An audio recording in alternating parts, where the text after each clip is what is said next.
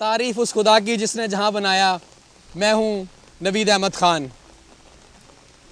आज से 2 दिन पहले मेरा इत्तेफाक हुआ एक मैकेनिक के पास वर्कशॉप पे जाने का। तो वहाँ पर मुझे एक शख्स से मुलाकात हुई जो किसी सरकारी मुलाज़म का ड्राइवर था।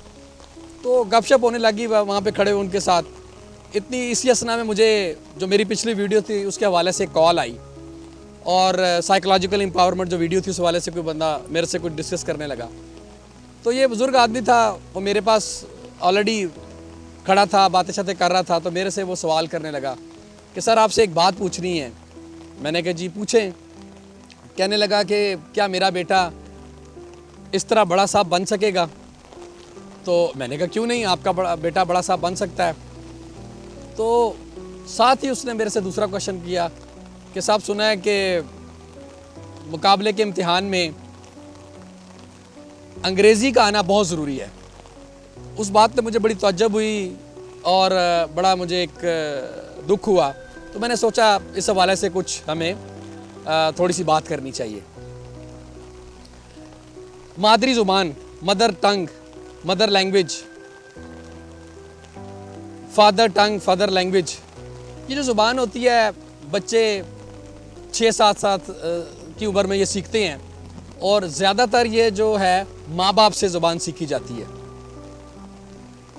आप दुनिया में जितने बड़े बड़े लोग देख लें जिन्होंने इजाद किया चीज़ों को, स्कॉलर हैं, साइंटिस्ट हैं, सब आप देखेंगे कि इनका ज़्यादा रुझान मादरी ज़ुबान के ऊपर रहा। इसी तरीके से आप कौमें उठाएं, जिन कौमों ने तरक्की की उन्होंने अपनी ज़ुबान में तरक्की की। चीन, जापान, फ्रांस, कोरिया, आप जो भी उठा लें कौमें, उन्होंने अपनी ज़ुबान में तरक्की की। यहाँ पे मैं एक बात करना चाह रहा हूँ कि मैं ज़ुबान सीखने के ख़िलाफ़ नहीं हूँ। अंग्रेज़ी ज़ुबान सीखनी चाहिए, बिल्कुल सीखनी चाहिए और इससे जो है हमारा इसके बगैर गुजारा नहीं है।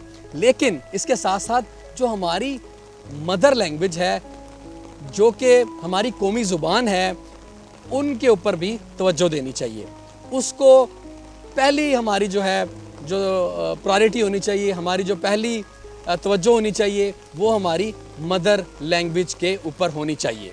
क्योंकि मैं ऑलरेडी आपको बता चुका हूँ, मदर लैंग्वेज में इंसान सोचता है, ख्याल आते हैं, उसको ख्वाब आते हैं और मदर लैंग्वेज में इंसान ज़्यादा बेहतर जो है ना वो सोच सकता है और ज़्यादा बेहतर काम कर सकता है।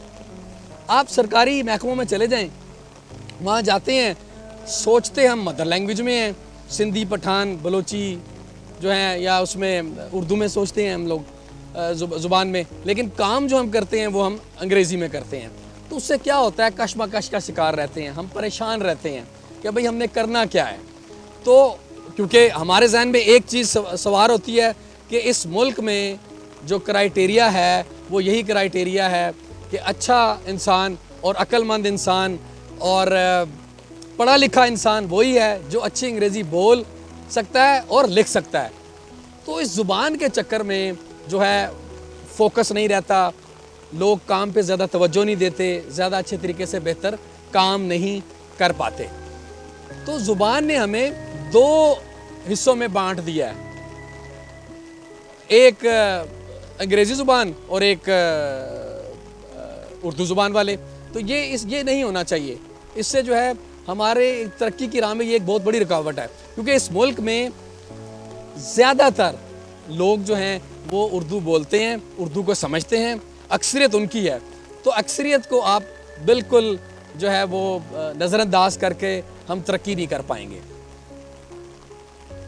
तो मेरा आप सब से जो हमारे ड्राइवर साहब थे उन्होंने जो हमसे सवाल किया, वो सवाल मेरा आप सब से है कि उर्दू ज़ुबान जो हमारी कौमी ज़ुबान है, ठीक है, उसको हम नज़रअंदाज करके किस तरीके से तरक्की कर सकते हैं, या हम ये कह लें कि उर्दू ज़ुबान जो हमारी कौमी ज़ुबान है वो तरक्की की राह में क्यों रुकावट है। मेरा आप सब से सवाल है, हमारी वीडियो को लाइक करें, चैनल को सब्सक्राइब करें और बेल आइकन को प्रेस करें ताकि हमारा मैसेज जो है वो आप तक जा सके, पहुंच सके اور ہماری سوچ جو ہے تاکہ آپ دوسرے لوگوں تک شیئر کر سکیں. شکریہ. جزاک اللہ.